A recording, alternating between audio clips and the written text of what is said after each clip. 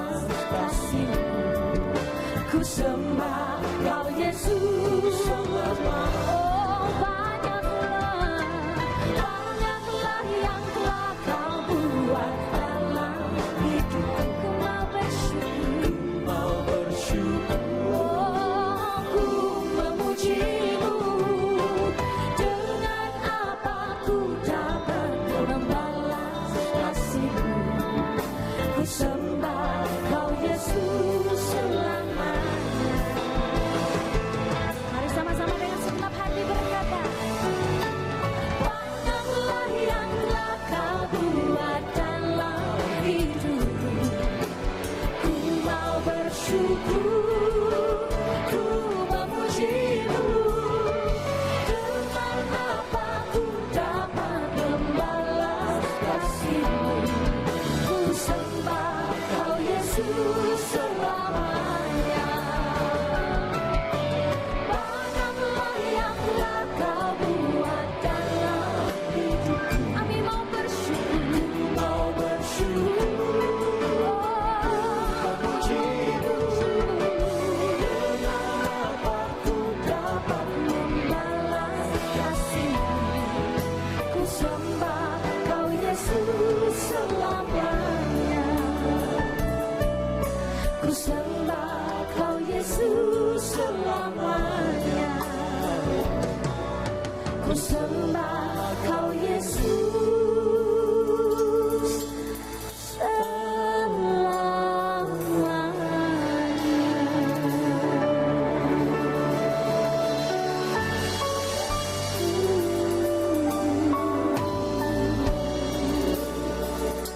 selamanya. Kita mau menyembah Tuhan siang hari ini.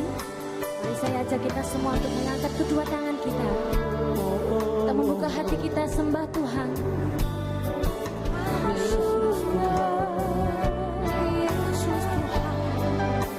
kami mau bersyukur sebab Kau ajaib. Oh Yesus,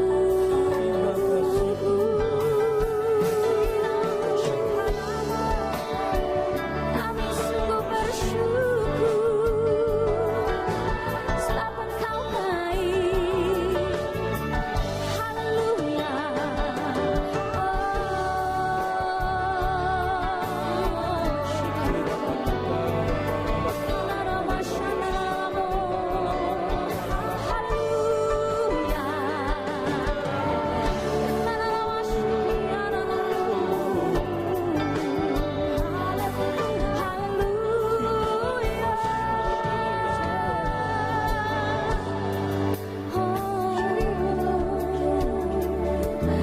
Dengan apa kami balas segala kebaikan-Mu Tuhan, selain kami datang bersyukur dan berterima kasih. Mari Bapak Ibu Saudaraku, angkat suara kita, angkat pujian kita yang terbaik bagi Tuhan. Haleluya. Kau sungguh ajaib, Kau sungguh ajaib, Engkau Yesus.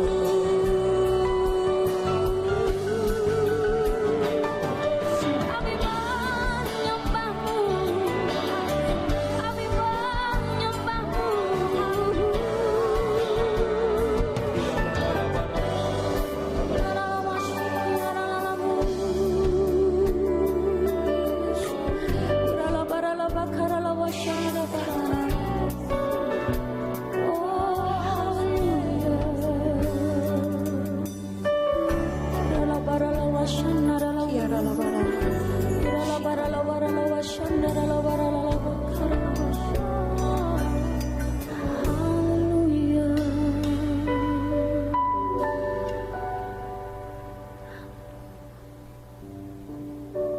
Terima kasih Tuhan.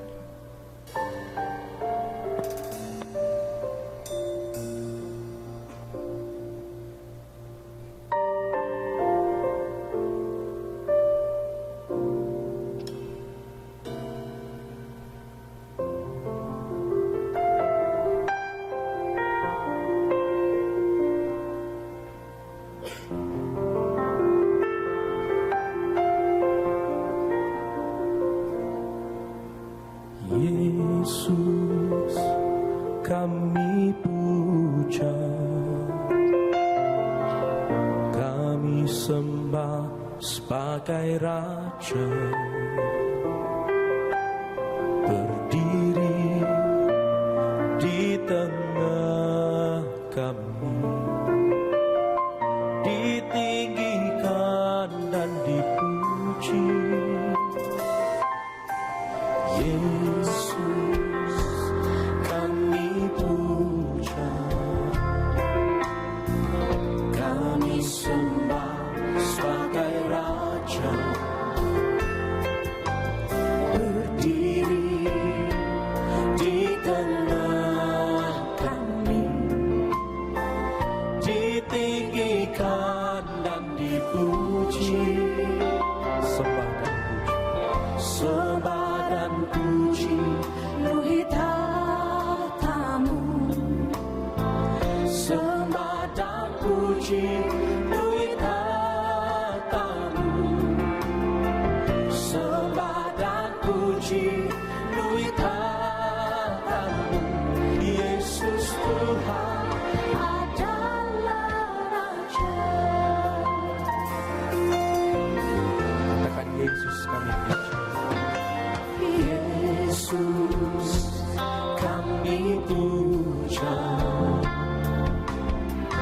kami sembah sebagai Raja, berdiri di tengah kami,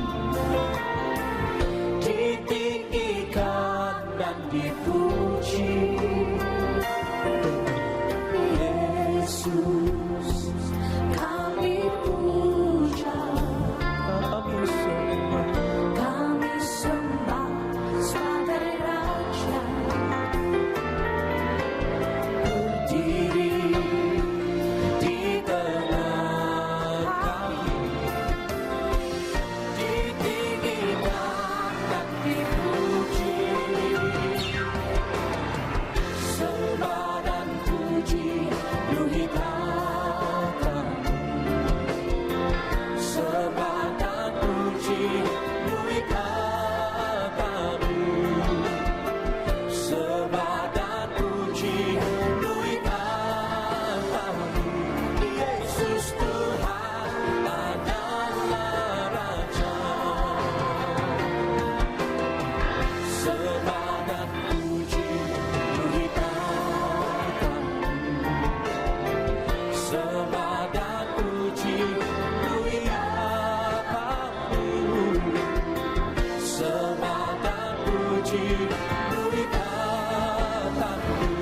Yesus Tuhan adalah Raja. Saya undang kita bangkit berdiri bersama dan angkat tangan kita, katakan sembah dan puji, penuhi tatamu. Sembah dan puji, penuhi tatamu.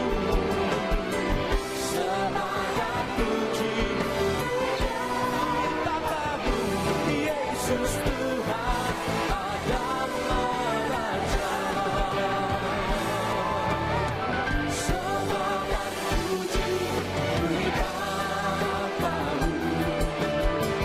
Sembah dan puji, penuhi tatamu. Sembah dan puji, penuhi tatamu. Yesus Tuhan adalah Raja. Sembah dan puji, sembah dan puji, penuhi tahtamu. Sembah dan puji, penuhi tahtamu. sembah dan puji, Penuhi tahtamu. Yesus Tuhan adalah Raja. Angkat tanganmu tinggi, berkatakan sembah. Sembah dan puji, penuhi tahtamu. Sembah dan puji, penuhi tahtamu. Sembah dan puji, penuhi tahtamu. Yesus Tuhan adalah Raja. Yesus Tuhan adalah Raja. Yesus Tuhan adalah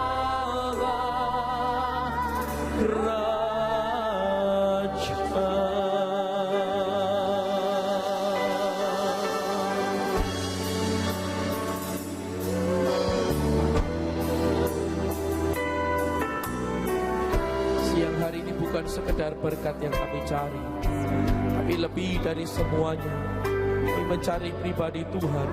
Dan kami mau menyembah karena Engkau baik, dan sampai selama-lamanya kebaikan-Mu tidak pernah berkesudahan. Berapa banyak kita mau bersyukur kepada Tuhan siang hari ini. Mari angkat pujian penyembahan yang terbaik bagi Tuhan. Kinaralama syanaralamo.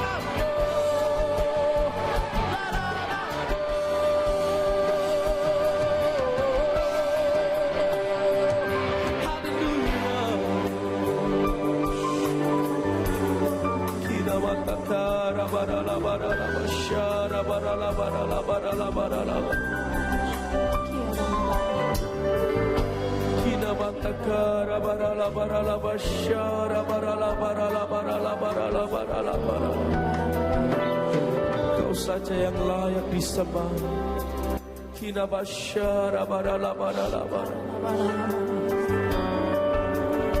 Kau saja yang layak ditinggikan.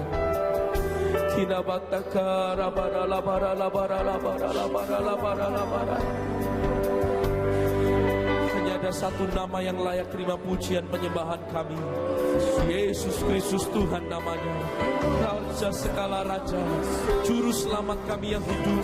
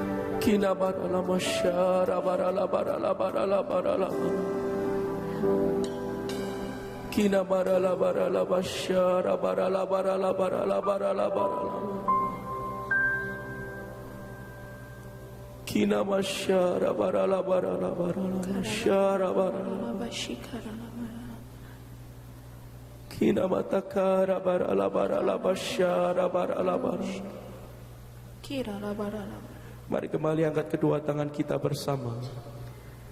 Mari menyembah dan berbahasa roh.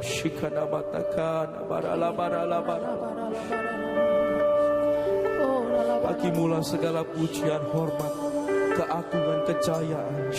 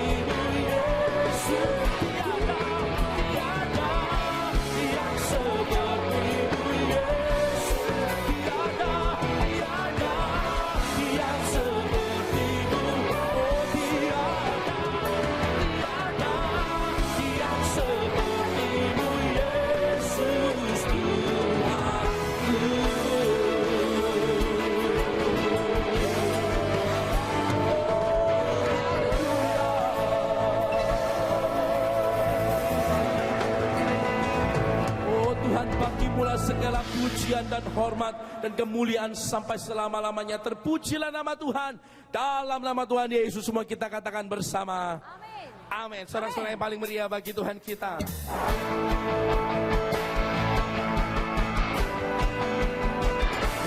Jesus, you are so good. Jesus, you are so good. There's nothing to fear, 'cause I'm here in your right hand. Jesus, you are so good. Jesus, you are so good. I just want to thank you. Every beat of my heart. Yesus sungguh baik. Yesus sungguh baik. Yesus sungguh baik. Tiada ketakutan dalam hadirat-Mu. Yesus sungguh baik. Yesus sungguh baik. Aku mau bersyukur dengan segenap hatiku. Kau berikan hidup kekal dan terang di jalanku. Kau berikan Roh Kudus-Mu dan rahmat-Mu setiap hari. Yesus sungguh baik. Yesus sungguh baik. Tiada ketakutan dalam hadirat-Mu. Yesus sungguh baik. Yesus kau sungguh baik. Aku mau bersyukur dengan segenap hatiku. Kau kuatkan hatiku. Beri damai di jiwaku. Kau sumber hidupku.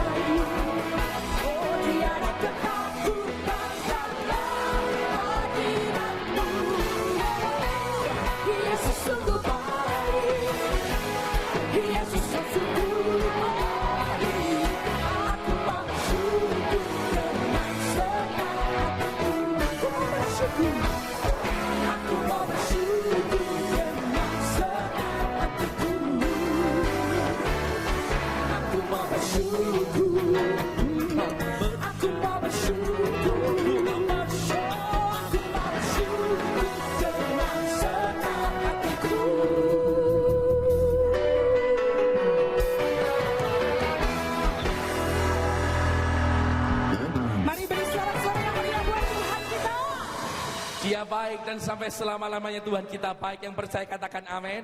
Kasih tos kiri kanan depan belakang, katakan Tuhan kita luar biasa baik.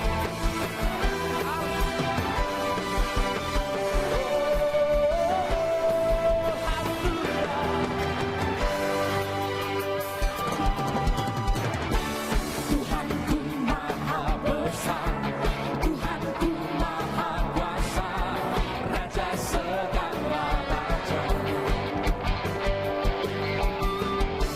Dia takkan tergoyahkan, Dia takkan terkalahkan, Dia hidup dan berkuasa. Serukan namanya, Yesus Tuhan Raja, segala kuasa tunduk dalam namanya.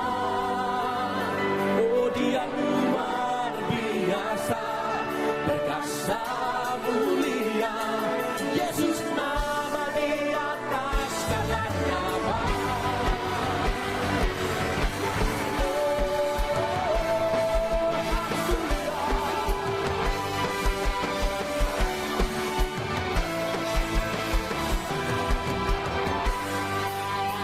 Tuhanku, Tuhanku maha besar, Tuhanku maha kuasa, Raja segala raja.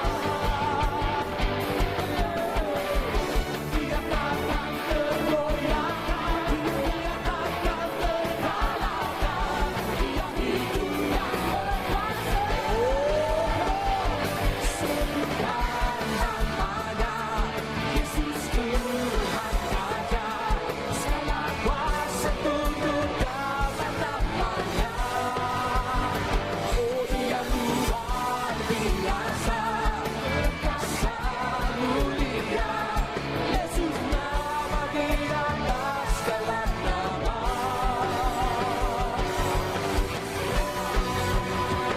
Oh, kami bersyukur.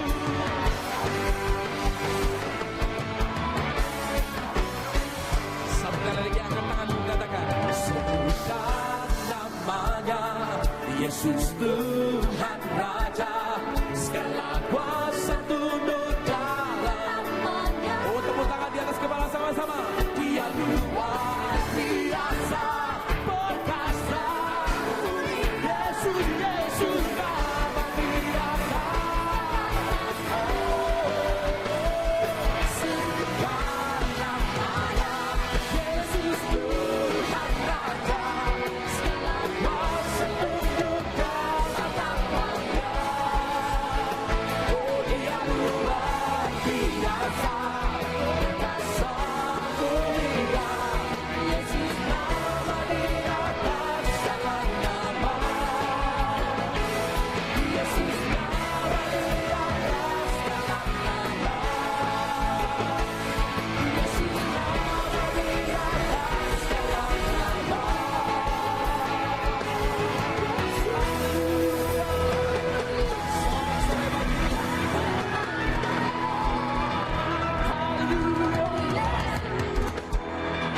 Kita punya Tuhan yang dahsyat dan ajaib, amin. Satu kali lagi tepuk tangan paling meriah bagi Tuhan kita. Silakan Bapak Ibu duduk kembali.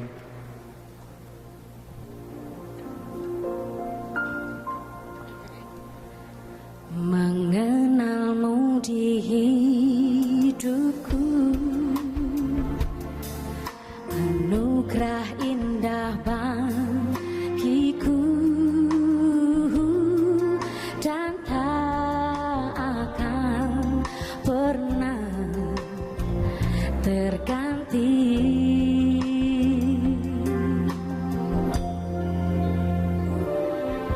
Bersamamu ku jalani hidup yang sungguh berarti. Kau berikanku kasih sempurna. Ku tahu Tuhan dengar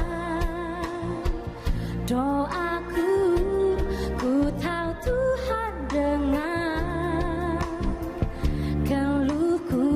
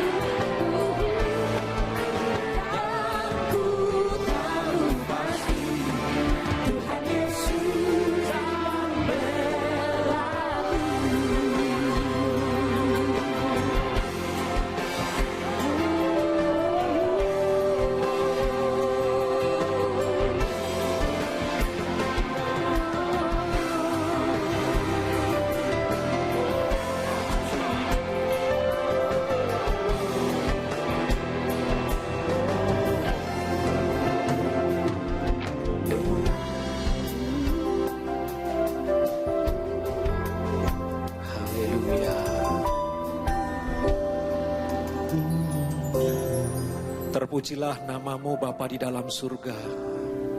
Terima kasih untuk siang hari ini Tuhan.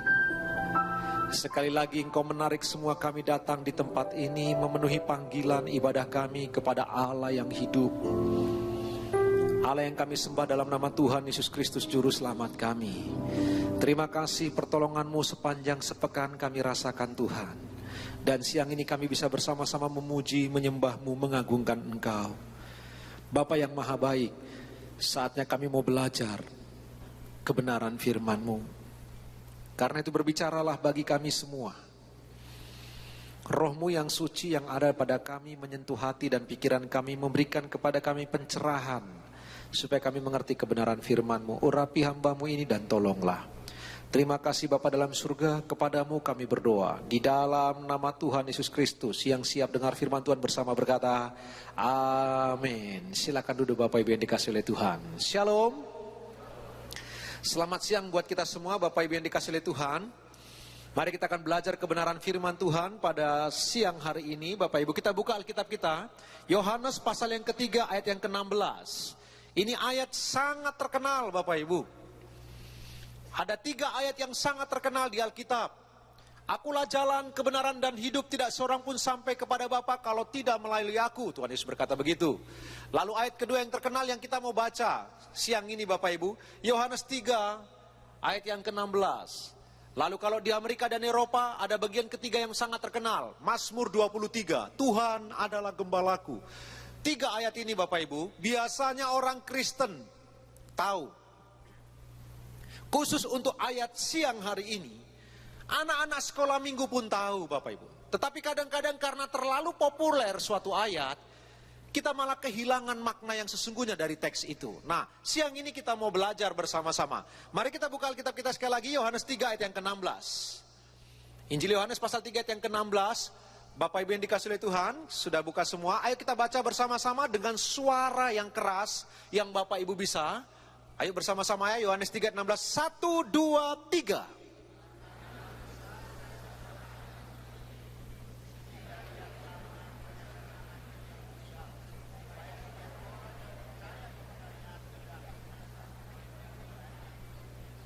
Baik, Bapak Ibu, kira-kira sudah hafal belum ayat ini?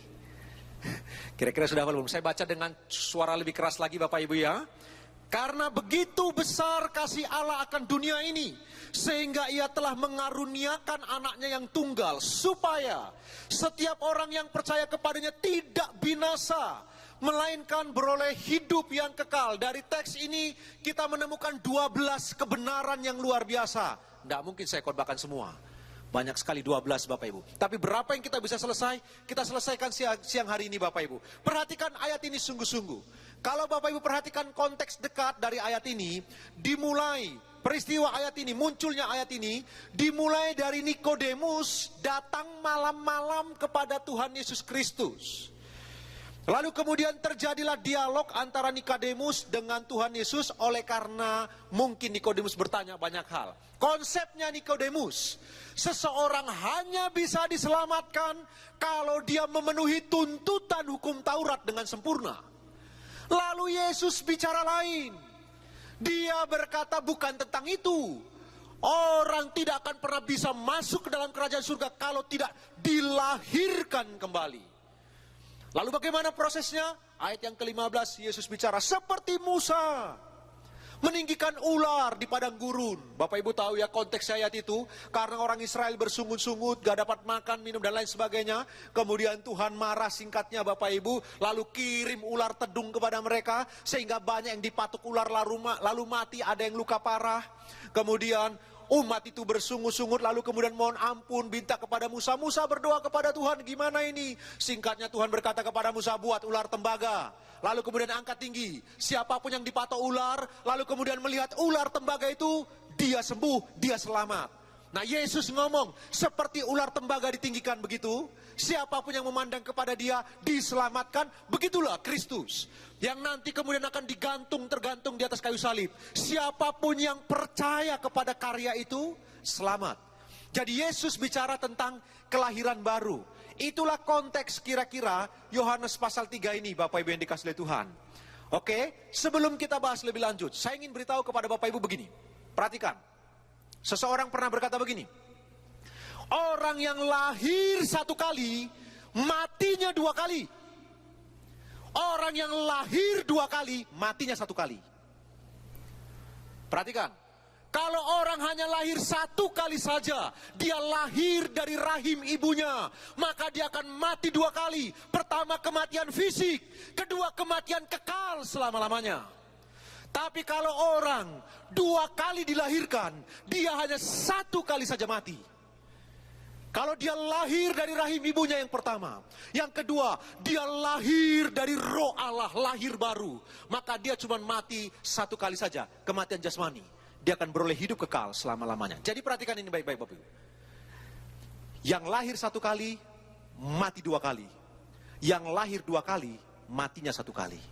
Biarlah semua yang ada di ruangan ini adalah orang-orang yang lahir dua kali, sehingga kita cuma mati satu kali. Amin. Amin Bapak Ibu. Coba yang lahir baru boleh diangkat tangannya. Sorak-sorai buat Tuhan Yesus Kristus Bapak Ibu yang dikasihi oleh Tuhan. Jadi penting Bapak Ibu ya, kelahiran baru, newborn itu sangat harus.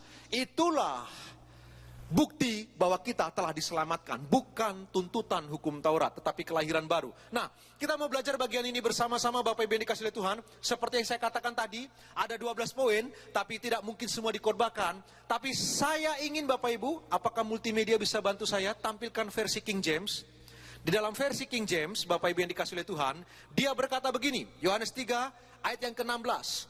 For God so loved the world, that he gave his only begotten son, that whoever believe in him shall not perish, but have everlasting life. Bapak Ibu, for God so loved the world.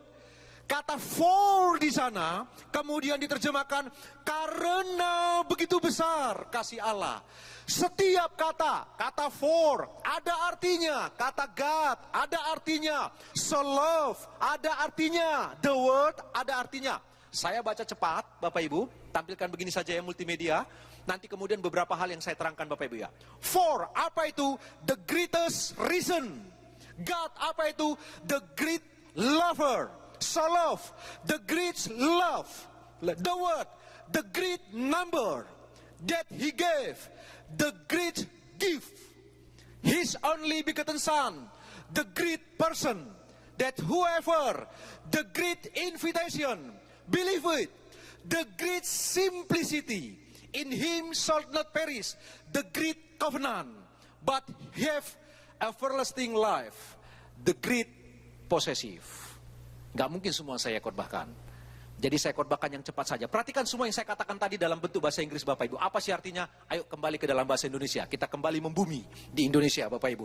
Nah, karena begitu besar. Karena apa? Perhatikan. The great reason. Inilah alasan yang paling agung. Ini alasan yang terbesar. Kenapa Tuhan menyelamatkan manusia? Kenapa Tuhan mengutus anaknya yang tunggal? Ini dia the great reason-nya. Ini alasan. Karena apa? Perhatikan Bapak Ibu, alasan terbesar, alasan yang paling agung kenapa Tuhan menyelamatkan manusia, alasannya bukan pada manusia, alasannya pada Allah sendiri, karena kasih-Nya. Karena begitu besar kasih Allah. Jadi perhatikan Bapak Ibu, dalam karya keselamatan, perhatikan inisiatifnya dari Allah. Allah lah alasan, dirinya lah alasan. Kenapa dia mengutus anaknya? Bukan karena manusia demikian menarik di hatinya. Bukan karena manusia terlalu pintar merayu Allah kemudian Allah jatuh hati. Bukan karena Allah tidak bisa hidup tanpa manusia. Bukan sama sekali. Bukan karena Allah punya tanggung jawab harus menyelamatkan manusia. Tidak sama sekali. Aturan mainnya, engkau makan buah ini, engkau mati, neraka. Itu aturan mainnya. Kalau bicara keadilan Allah, harusnya Adam dan Hawa langsung cemplung masuk neraka. Kalau bicara keadilan, tidak ada keharusan dari pihak Allah untuk menyelamatkan umat manusia. Jadi perhatikan, the greatest reason, alasan yang paling agung, alasan yang paling besar. Kenapa Allah menyelamatkan manusia? Alasannya karena Allah sendiri, karena Dia Allah. Bukan karena manusia, bukan karena bumi ini terlalu menarik bagi hatinya. Tidak sama sekali Bapak Ibu, sungguh tidak sama sekali. Saya sedang ingin mengatakan begini Bapak Ibu. Saya sedang ingin merendahkan antroposentris. Kemanusiaan kita, humanis kita. Kita harus rendahkan serendah-rendahnya. Dan kita harus meninggikan teosentris. Allah lah yang diagungkan senantiasa. Ayat ini, ayat paling agung dan terbesar alasan kenapa Allah menyelamatkan manusia. Tidak karena manusianya. Tidak ada sesuatu pun di luar diri Allah yang dapat memaksa Allah. Tidak ada. Perhatikan ini. Karena begitu besar kasih Allah. Berarti karena dirinya lah dia menyelamatkan Bapak, Ibu, dan saya. Bapak, Ibu, perhatikanlah ini baik-baik. Semua yang terjadi. Kenapa manusia diciptakan? Allah lah alasannya. Saya ingin multimedia bantu saya. Buka Yesaya pasal 43 ayat yang ke-7. Yesaya 43 ayat yang ke-7. Perhatikan segala sesuatu Bapak Ibu. Kenapa manusia diciptakan? Allah lah alasannya.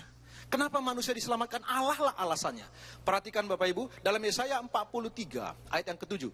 Semua orang yang disebut dengan namaku. Yang kuciptakan untuk kemuliaanku. Yang kubentuk dan yang juga kujadikan. Perhatikan. Manusia pertama-tama diciptakan bukan untuk memuliakan Allah. Manusia pertama-tama dibentuk untuk kemuliaan dirinya. Manusia dibentuk untuk kesenangannya, untuk kesukaannya. Barulah kemudian manusia itu memuliakan dia. Jadi manusia pertama-tama diciptakan bukan untuk memuliakan Allah, tapi untuk kemuliaan Allah. Berbeda. Itu berbeda Bapak Ibu. Perhatikan ayat ini baik-baik. Semua orang yang disebutkan dengan namaku, yang kuciptakan untuk kemuliaanku.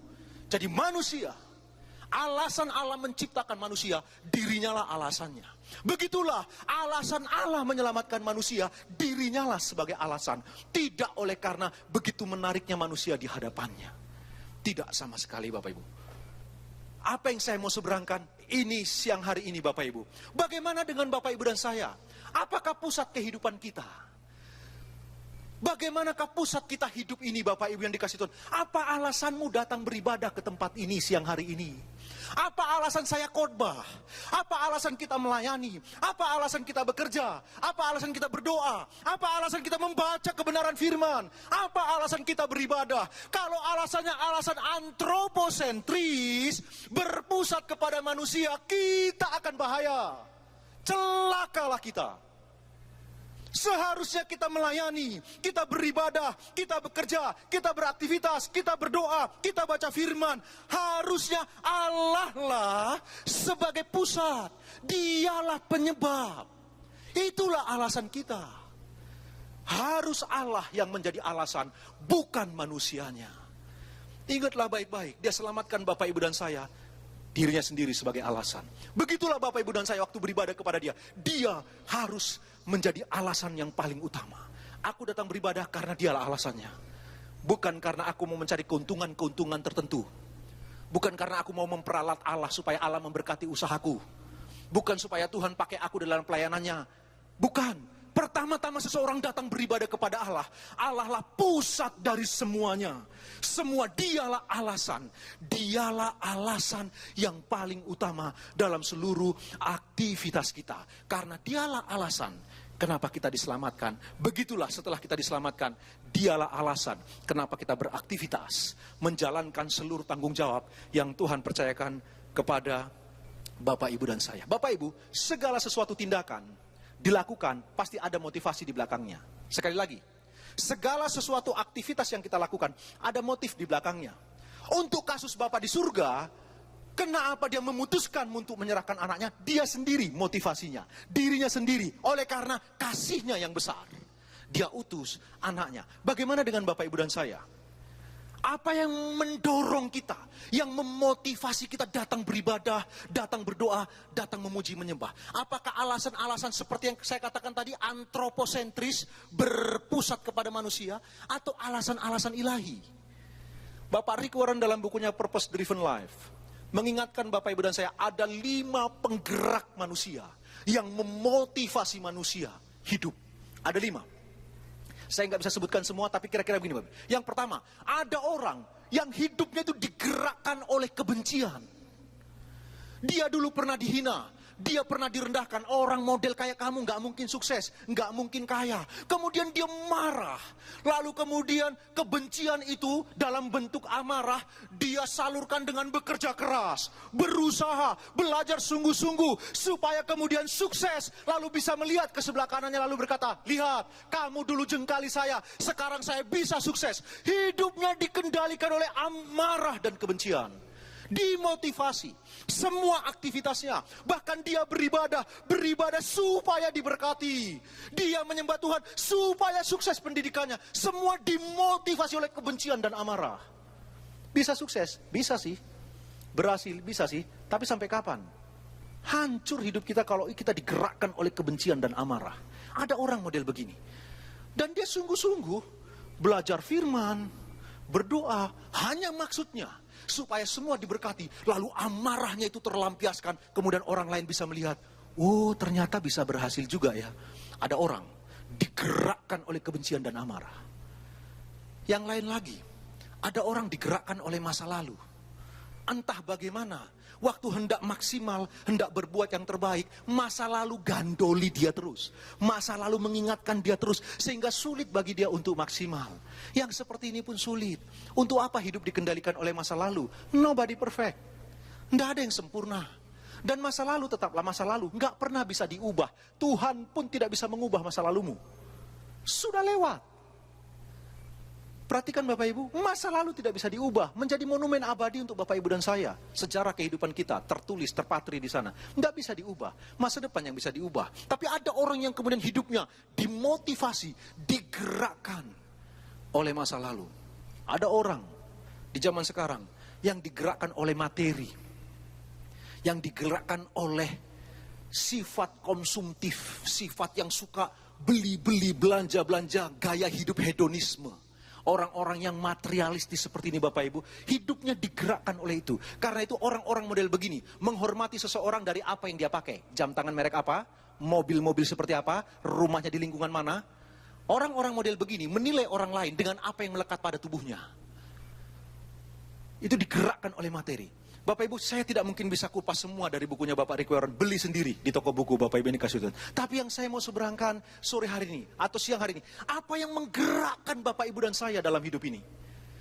Apa yang memotivasi kita bekerja, berusaha, beribadah, membaca firman, ikut FA, ikut SOM? Apa yang menggerakkan? Apakah karena kasihmu kepada Allah? Diakah penggerak hidupmu? Diakah alasan engkau ada hari ini? Atau karena alasan antroposentris, berpusat kepada manusia? Kita perlu berhati-hati Bapak Ibu, karena di luar bahkan ada gereja-gereja yang mulai mengembangkan kepribadian, personality. Bapak Ibu perhatikanlah, personality itu, personality dari kata persona, bahasa Latin, persona itu artinya topeng. Topeng itu tahu Bapak Ibu, drama ludruknya orang Chinese itu pakai topeng. Nah, topeng itu namanya persona. Personality manusia, kepribadian dikembangkan, segala macam. Oh, tidak ada salahnya dengan itu Bapak Ibu. Tapi perhatikan, kalau kita antroposentris, berpusat kepada potensi diri, bukan kepada Allah, hati-hati. Kita masuk kategori humanis, lalu kita akan berbahaya dalam kekristenan kita. Allah harus menjadi motivasi awal. Dialah penggerak hidup kita. Dialah pusat kehidupan kita. Dialah pusat ibadah kita. Amin. Coba yang mengerti diangkat tangannya Bapak Ibu yang dikasih Tuhan. Tepuk tangan buat Tuhan Yesus Kristus Bapak Ibu yang dikasih oleh Tuhan. Mari, karena Tuhanlah the greatest reason, alasan yang paling agung untuk karya keselamatan. Begitulah dengan Bapak Ibu dan saya. Dia harus menjadi alasan yang paling utama. Kenapa kita beribadah, kenapa kita bekerja, kenapa kita berusaha. Lalu selanjutnya Bapak Ibu yang dikasih Tuhan. Karena begitu besar kasih Allah akan dunia ini. Pelajaran yang kedua, setelah yang pertama, the greatest reason. Yang kedua, the great lover, pengasih yang agung, pengasih teragung. Allah kita adalah Allah pengasih yang teragung, maha agung. Tidak ada ilah yang seperti Allah kita. Bayangkan Bapak Ibu, dalam kitab Yeremia 31 ayat ketiga, firman Tuhan berkata demikian. Yeremia 31 ayat yang ketiga, firman Allah berkata demikian Bapak Ibu, sebentar.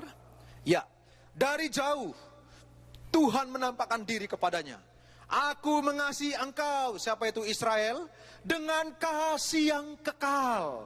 Sebab itu aku melanjutkan kasih setiaku kepadamu. Perhatikan, aku mengasihi engkau dengan kasih yang kekal dari jauh. Aku tetap mengasihimu dengan kasih yang kekal. Sebab itu aku melanjutkan kasih setiaku, keset, kasih setiaku kepadamu. Dia the great lover, Allah Maha Pengasih yang sungguh-sungguh agung. Tidak ada Allah yang seperti ini, Bapak Ibu. Itulah Allah yang Bapak Ibu dan saya sembah. Jadi ayat ini, waktu dia berkata, karena begitu besar kasih Allah, dia Allah pengasih yang paling agung, yang pernah kita temukan dan tidak akan pernah ada lagi di tempat lain. Cara dia mengasihi Bapak Ibu dan saya, mengasihinya dengan kasih kekal. Di dalam perjanjian baru, dia tegaskan kasihnya dengan perkataan begini. Aku tetap setia sekalipun engkau tidak setia. Tidak ada kasih model begini Bapak Ibu. Cari dimanapun. Tidak ada kasih Tuhan model begini. Dia setia kepada Bapak Ibu dan saya. Bahkan sekalipun kita tidak setia, dia tetap setia karena dia tidak bisa menyangkali dirinya. Itu yang disebut dengan the great lover, sang pengasih yang agung. Itulah Tuhan Bapak Ibu dan saya. Karena itu siang hari ini, apa pergumulan hidupmu? Tidak perlu takut. Apa kesusahanmu? Tidak perlu takut. Engkau punya Allah bukan Allah yang murka. Engkau menyembah Allah sang pengasih yang luar biasa. Dia telah mengampunimu sebelum engkau minta ampun. Karena firman Tuhan memberitahu, Allah telah memilih kita sebelum dunia dijadikan. Jadi sebelum kita semua ada, sebelum bumi ada, dia telah memutuskan mengampuni Bapak Ibu dan saya. Sekalipun dia tahu, John Panggabean nanti aku tebus, aku ampuni, masih bikin dosa, dia tetap memutuskan untuk mengampuni. Tidak ada Allah pengasih seperti ini. Yang lainnya jangan coba melanggar, dihabisin. Itulah ilah-ilah di luar sana. Tetapi Allah kekristenan telah mengasihi Bapak Ibu dan saya, bahkan sebelum kita bisa berbuat baik, sebelum kita bisa memilih. Dia memutuskan mengampuni Bapak Ibu dari mulai kekekalan sana. Realisasinya dalam kematian Kristus di atas kayu salib. Tetapi dari kekekalan dia telah merancangkan kasih yang agung itu, sang pengasih yang agung itu, mengasihi Bapak Ibu dan saya. Bapak Ibu, maafkan saya beranikan ngomong begini. Saya tidak peduli seberapa berat dan seriusnya dosamu. Mungkin 1 tahun lalu engkau berbuat dosa yang sangat menjijikkan menurutmu. 10 tahun lalu, atau mungkin 3 hari lalu, atau mungkin 2 jam lalu, atau 1 jam lalu. Saya tidak peduli. Yang saya tahu, Allah itu mengasihimu. Dia sungguh-sungguh mengasihimu karena dia the great lover. Amin. Coba beri tepuk tangan buat Tuhan yang luar biasa Bapak Ibu. Ya, dia mengasihi Bapak Ibu dan saya, the great lover, Bapak Ibu yang dikasihi oleh Tuhan. Selanjutnya Bapak Ibu, kita cepat ya. Dari teks ini, karena begitu besar kasih Allah akan dunia ini, sehingga ia telah mengaruniakan anaknya yang tunggal, the greatest gift. Bapak Ibu, Allah itu bukan hanya Allah dirinya sebagai alasan untuk menyelamatkan kita, bukan hanya Allah sang pengasih, tetapi Allah sang pengasih ini kemudian memberikan hadiah untuk Bapak Ibu dan saya, memberikan sesuatu gift, pemberian yang luar biasa, the greatest gift. Apa itu? Anaknya. Dia Allah sang pemberi, anaknya sendiri.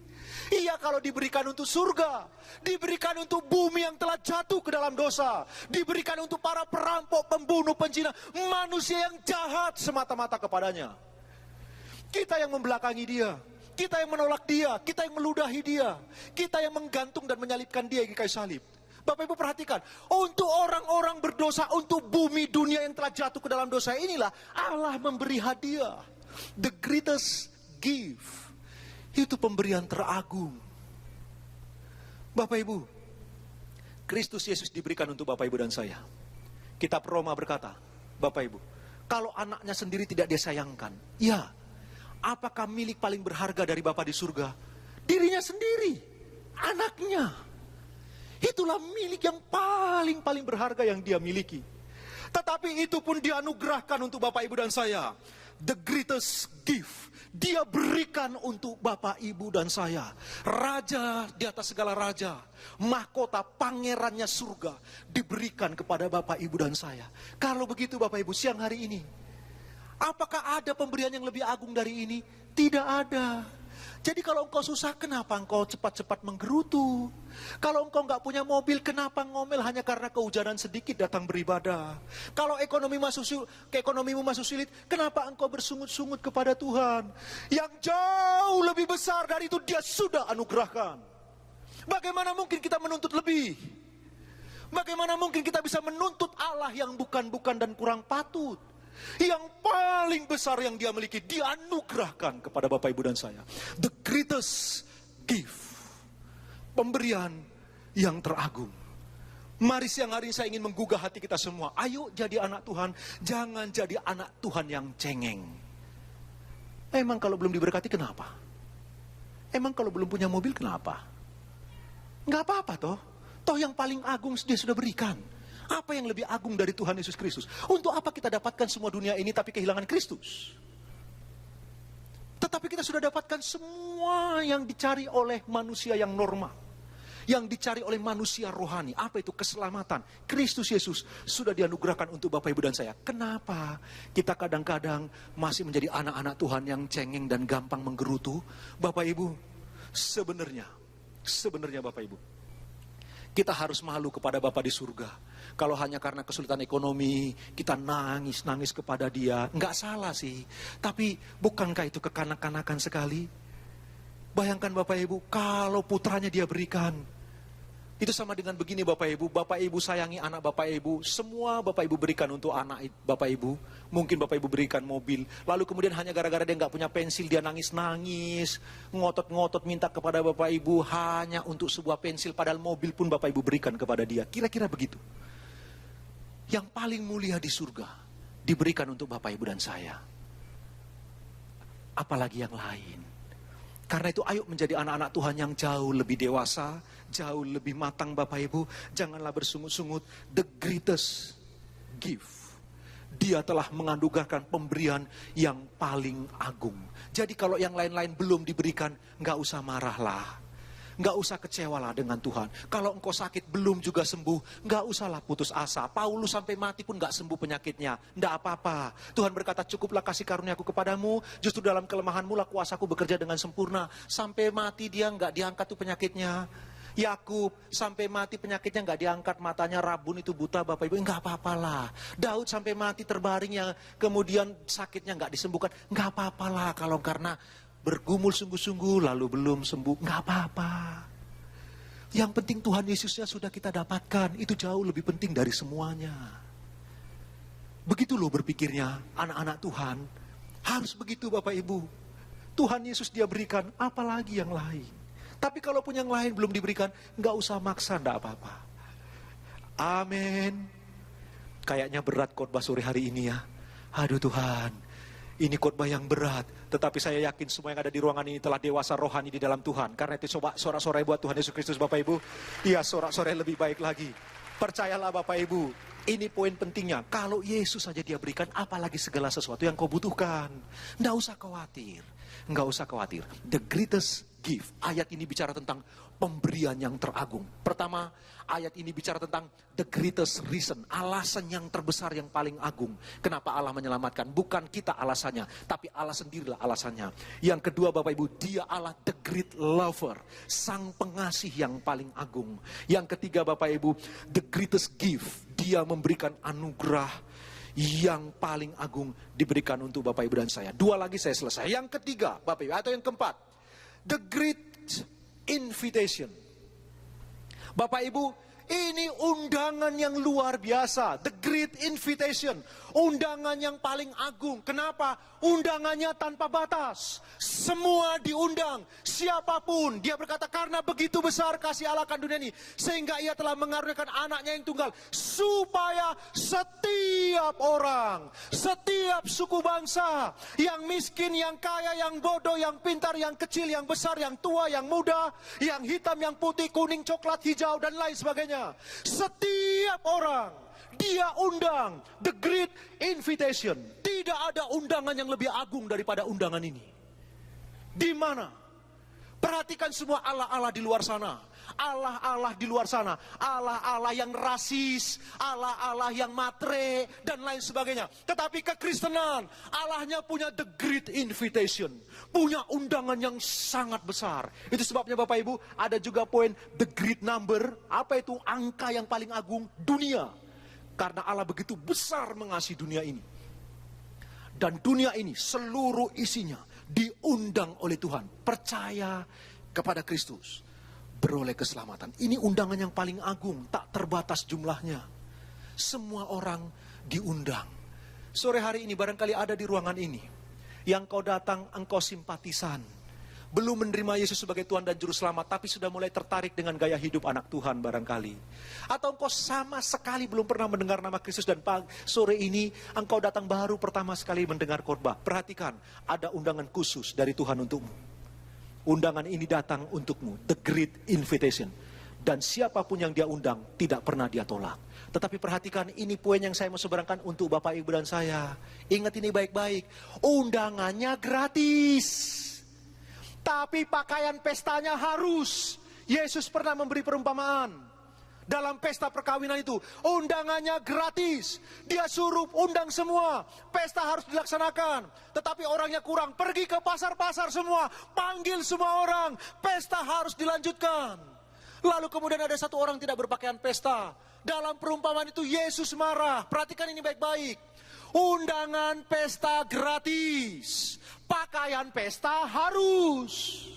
Keselamatan gratis. Kekudusan harus. Ini penting. Gereja harus tetap mengumandangkan kekudusan.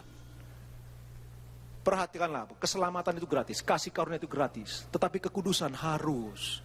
Tidak boleh menjadi orang-orang yang cheap grace, kasih karunia murahan. Ingat baik-baik, kita adalah orang-orang yang menerima amazing grace, kasih karunia yang ajaib. The great invitation. Saya selesai dengan poin yang terakhir ini Bapak Ibu. Yang kelima, dari ayat ini, karena begitu besar kasih Allah akan dunia ini, perhatikan Bapak Ibu, the greatest reason, lalu the great lover, kemudian Bapak Ibu, the greatest gift, lalu the great invitation. Maka yang terakhir, yang kelima Bapak Ibu, karena begitu besar kasih Allah akan dunia ini sehingga ia telah mengaruniakan anaknya yang tunggal, supaya setiap orang yang percaya kepadanya tidak binasa, melainkan beroleh hidup yang kekal. Saya langsung lompat, hidup yang kekal. The great possessive. Harta terbesarmu bukan apa yang kau miliki. Harusnya harta terbesar orang percaya, the great possessive itu adalah hidup kekal. Itulah harta kita. Marilah fokus kita kepada kekekalan senantiasa, bukan kepada kesementaraan.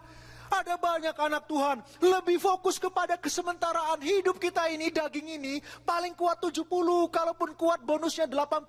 Kebanggaannya penderitaan. Musa berkata begitu dalam doa syairnya. Tapi untuk yang 70, 80 Bapak Ibu, kita dandani habis-habisan. Kita perlakukan istimewa, operasi kanan, operasi kiri, bla bla bla dan lain sebagainya. Beli baju yang terbaik. Kita dandani hanya untuk 80 tahun. Tetapi kekekalan manusia batiniah kita seringkali kita abaikan dan tidak dandani. Harusnya fokus kita, the great possessive. Ingatlah, harta teragung kita, harta terbesar kita harusnya kekekalan. Kita memandang kepada kekekalan. Mari gereja Tuhan, pandanglah kekekalan, jangan hanya kesementaraan. Kadang-kadang kita sibuk bekerja. Coba bayangkan Bapak Ibu, kita bekerja keras, jungkir balik, banting tulang, enggak tahu tulang siapa kita banting-banting, remuk semua. Bapak Ibu, hanya untuk yang sementara. Apakah kita banting tulang untuk hal-hal rohani? Apakah kita sungguh-sungguh belajar kebenaran firman Tuhan? Saya mau tutup dengan ini Bapak Ibu.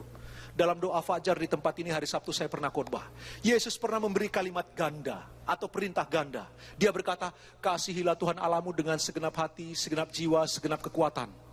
Dan kasihilah sesamamu manusia seperti dirimu sendiri. Itu perintah ganda dari Tuhan Yesus. Mengasihi Tuhan dengan segenap hati, segenap jiwa, segenap kekuatan. Kemudian mengasihi sesama seperti diri sendiri. Bapak Ibu, Apa sih mengasihi Tuhan itu? Abstrak ya.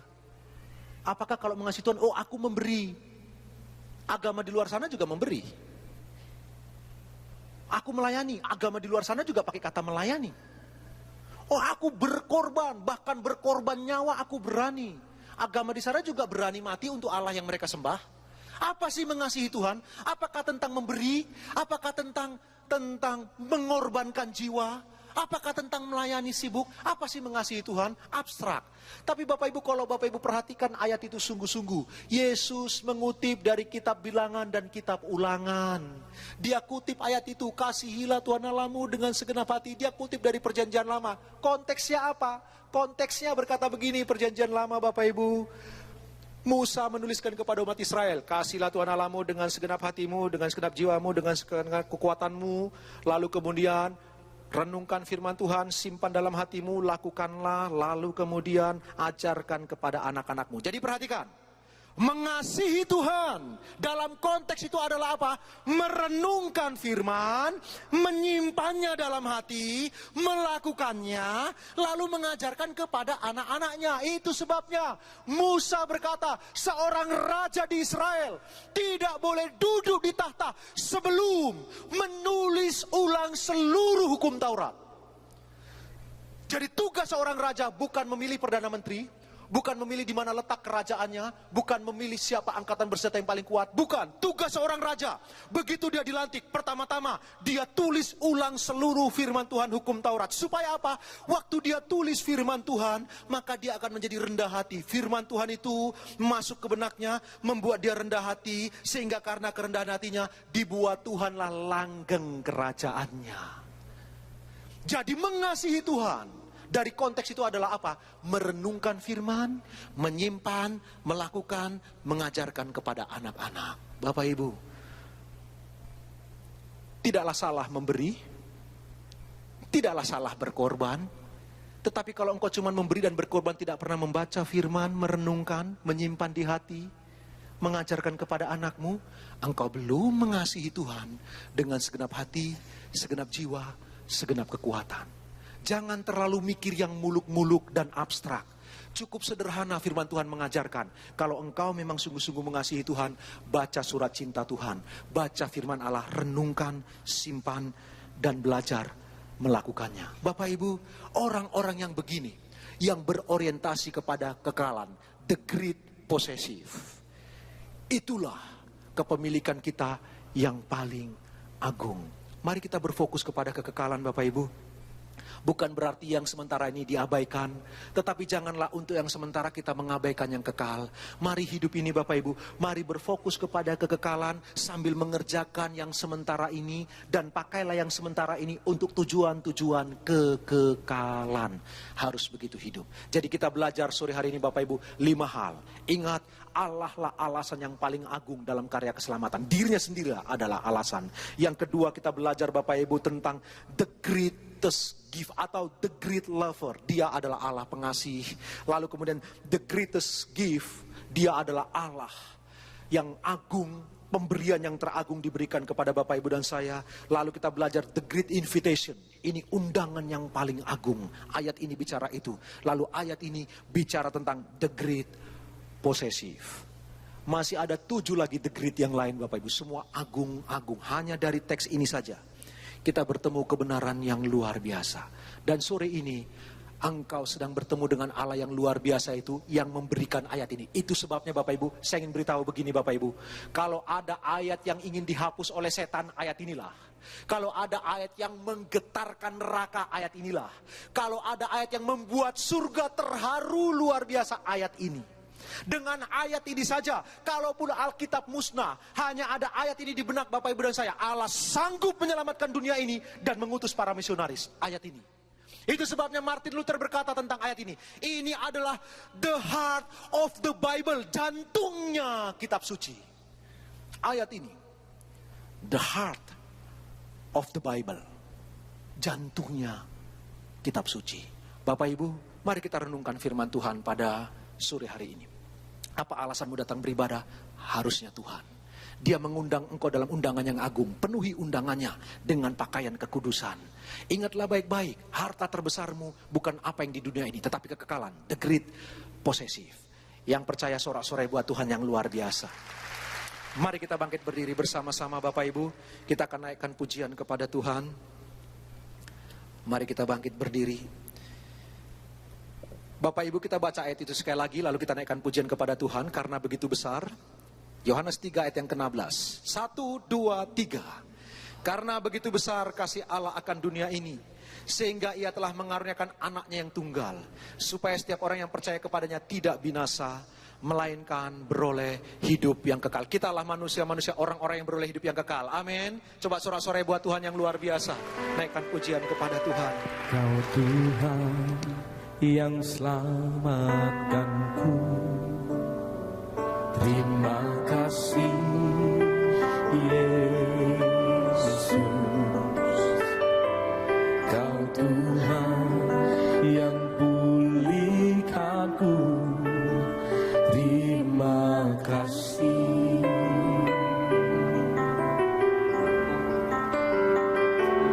Kau Tuhan yang sembuhkanku,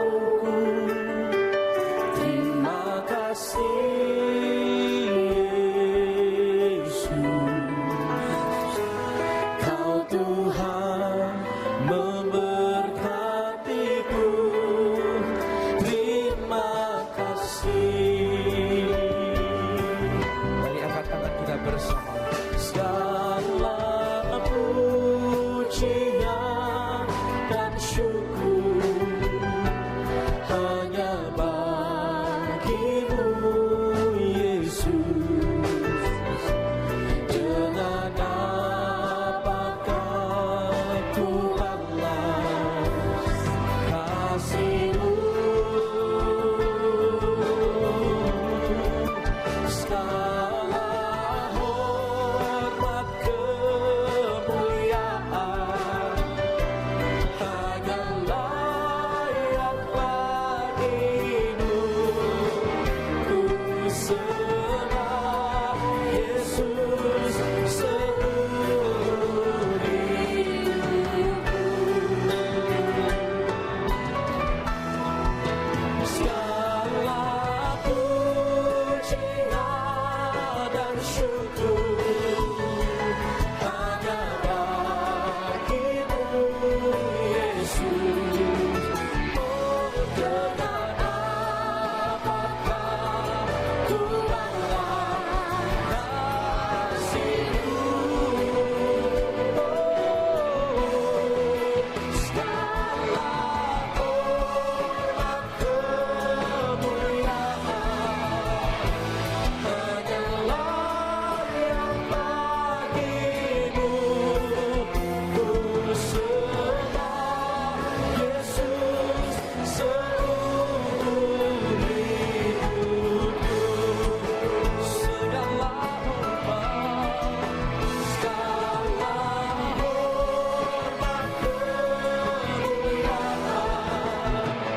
hanya layak bagimu.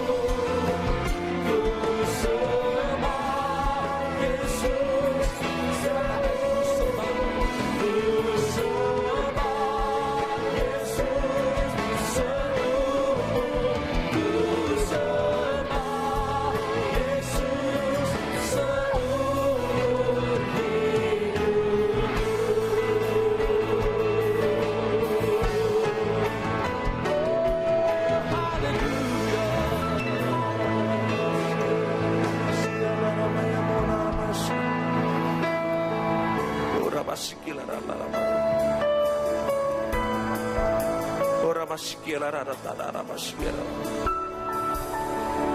Sungguh indah firman-Mu Tuhan, untuk mengingatkan kami kembali bahwa Engkau begitu mengasihi kami, sehingga Engkau mengorbankan anak-Mu yang tunggal, supaya kami tidak binasa, melainkan mendapatkan tempat yang terbaik di kerajaan-Mu yang kekal.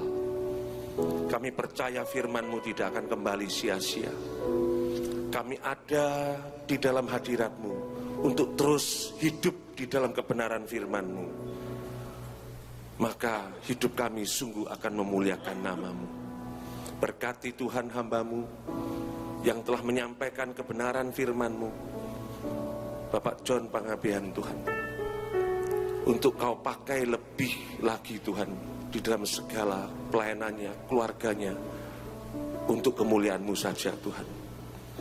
Kalau sebentar ini Tuhan, kami akan menyatakan kasih kami melalui persembahan yang kami lakukan. Biarlah Tuhan, Kau layakkan kami untuk melakukannya, karena kami melakukannya mengasihi-Mu sepenuh hati.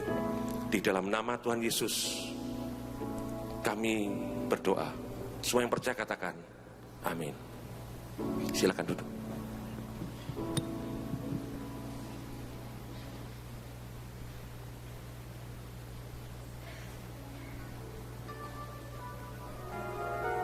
Shalom jemaat yang dikasihi Tuhan. Berikut kami informasikan agenda kegiatan Gereja Betani Indonesia untuk saat ini. Jemaat terkasih, untuk lebih mempersiapkan diri dalam mengikuti kebaktian serta mempersiapkan hati menerima firman Tuhan, dianjurkan untuk hadir sebelum ibadah dimulai. Begitu juga untuk tidak segera meninggalkan ruang ibadah sebelum doa berkat diberikan. Dengan demikian, ibadah tetap berlangsung hikmat hingga selesai. Hadirilah doa pagi dan KKR doa setiap Sabtu di Geraha Betani Nginden. Doa pengurapan dimulai jam 3 hingga 4 pagi. KKR doa dimulai jam 4 pagi hingga selesai. Telah dibuka rawat inap Betani Care yang mulai beroperasi 1 Mei 2014. Info selengkapnya hubungi 031 591 2727. Buat adik-adik, ayo ikuti Kids Camp 2014 dengan tema Color the World 19-21 Juni 2014 di Betani Nginden, Jalan Nginden Intan Timur 1 nomor 29 Surabaya. Daftar sekarang juga ya, karena tempatnya terbatas.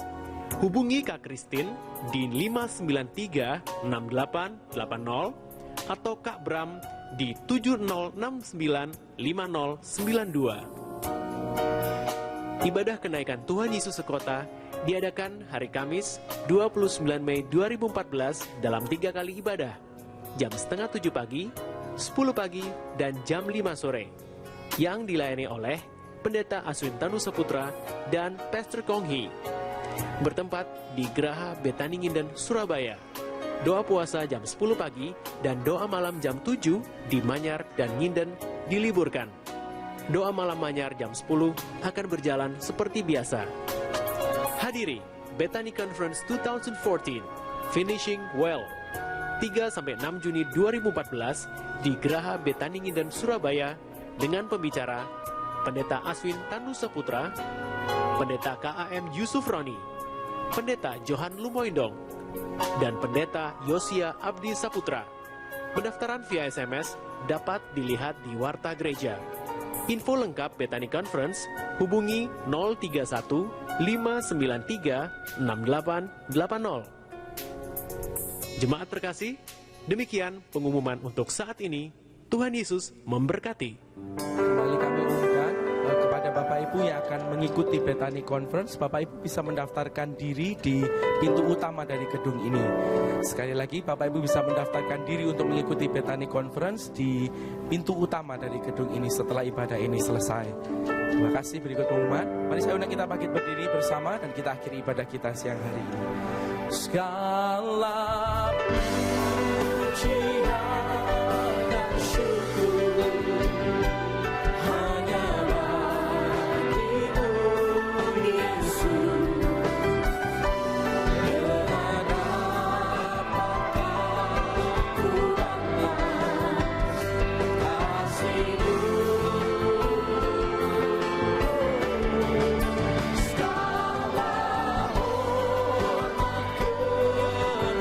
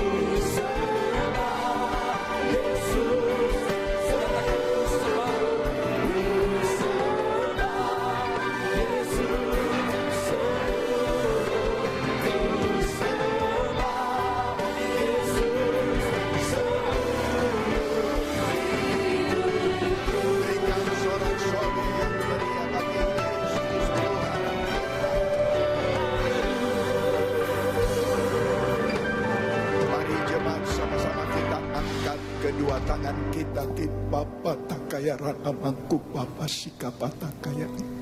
Jemaat yang dikasihi Tuhan, terimalah anugerah rahmat daripada Bapa, kasihnya dalam Yesus, kekuatan kuasanya dalam rohnya yang kudus, untuk terus menaungi, membimbing, menyertai dan memberkati kita semua sepanjang hari ini hingga Maranatha Yesus datang, bahkan sampai selama-lamanya.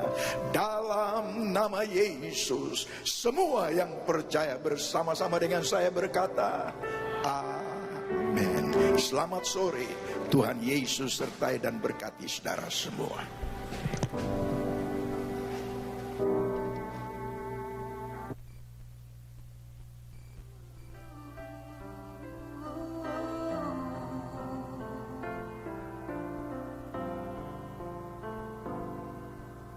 Bukan dengan